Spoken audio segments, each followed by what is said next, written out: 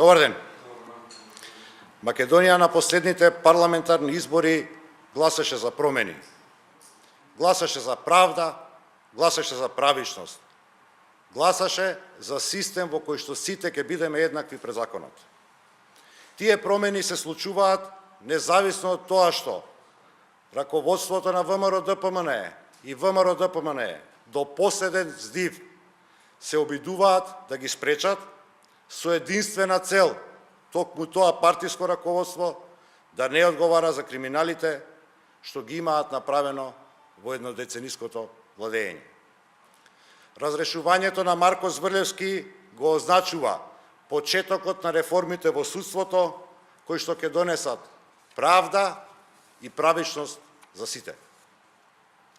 Ова е прв чекор кон создавање на независен и професионален судски систем наспроти селективната правда и монтираните судски процеси што ги инсталираше раководството на ВМРО-ДПМНЕ. Реформите во судството што се предвидени во акцискиот план 369 ќе обезбедат правосуден систем кој ќе биде еднаков и правичен за сите. Македонија конечно повторно ќе застане во друштвото на демократските земји каде што владеат законите и правото. Нема повеќе сваровски судии.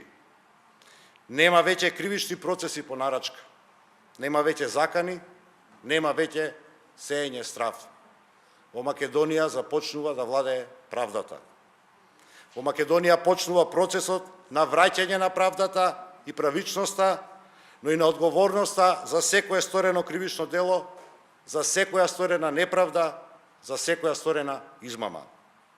Правдата е можеби бавна, но во Македонија пристигнува. Благодарам, повелете со прашање.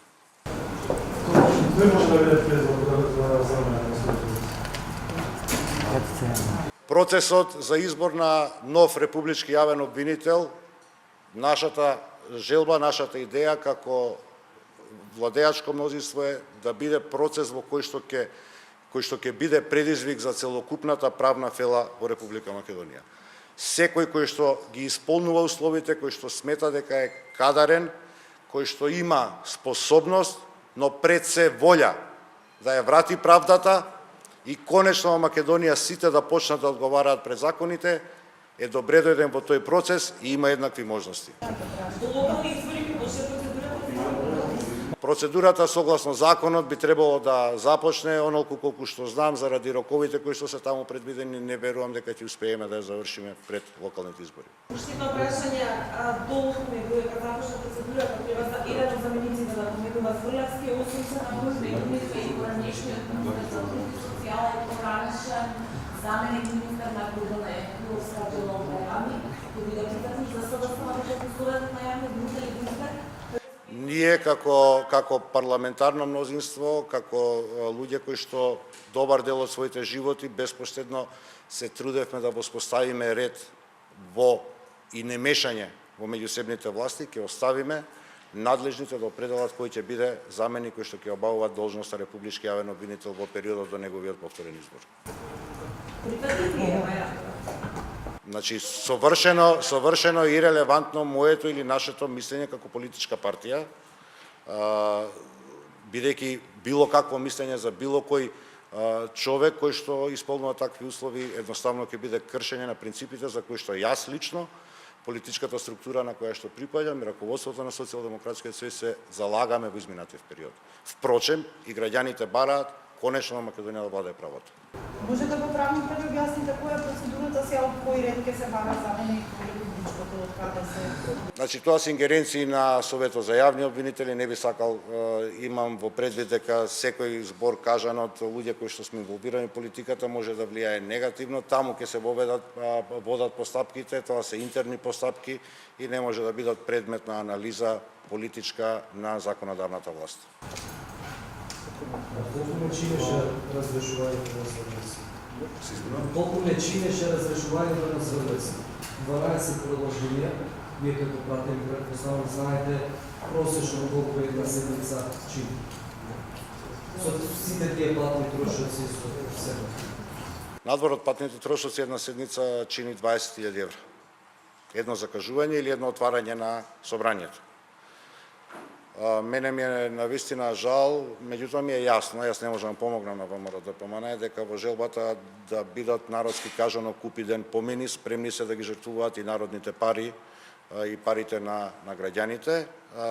Она што знам, структурата на владеачкото мнозинство со својата достоинственост, знаете колку провокации имаше во текот на постапката за разрешување, со својата упорност и доследност, одолеа на сите искушенија и конечно успеавме синонимот на неправдата и човекот заради кој што всушност, заради чие што неработење се основа специјалното јавно обвинителство, конечно биде разрешен, се со цел конечно во Македонија јавниот обвинител да ја штити државата од сите, вклучително и од носителите на високи државни функции.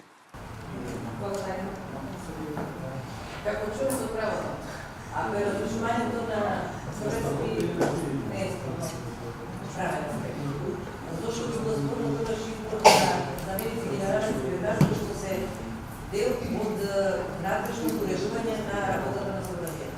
Индиректно ме прашувате за фантомското мислење на Комисијата за спречување на корупцијата. Комисијата за спречување на корупцијата е синоним од орган кој што представува партиска испостава на ВМРО-ДПМНЕ. На сите случувања во изминативе 3-4 години, на сите објавени скандали, сомнежи за сторен криминал, така наречените антикорупционери, всушност партиски војници на ДПМНЕ, не покренаа постапка против ниту еден носител на висока државна или политичка функција, припадник на ДПМНЕ. Ова е доказ дека воколку тие луѓе имаат минимум човечка, професионална и етичка очигледно немаат, минимум човечка доблест во себе, дека треба да заминат од местата кои што ги држат незаконито. Незаконито во смисол на ваквите криминални мислења кои што за потребите на раководството на ДПМНЕ ги носат. Тоа се луѓе без образ, луѓе без или со образ Џон, кои што очигледно дека должат многу на Никола Груевски криминалното раководство и даваат вакви смешни толкувања на членот 8а од изборниот законник. Не повикани од никого, бидејќи собранието се нема обратено до таа комисија. Значи, ќе мора да бидам за нијанса поекстензивен. Ако е така како што тврди ВМРО-ДПМНЕ, зошто ги поднесе интерпелациите во овој период? Членот 8а се однесува на заснување или престанок на работен однос, не за именување и разрешување на носители на државни функции, како што е господинот Зврлевски, како што се секретарите на собранието. Токму заради тоа сметам дека ова едноставно секој што минимум разбира право, едноставно нема да посвети внимание. Двајца од координаторите на пратеничките групи на ДПМНЕ студираа право по 13 години, веројатно заради тоа што толку долго се задржале на студиите, мислат дека добро го познаваат правото. За жал, толку долго да студира човек е индикација за непознавање, незапознавање на проблематиката.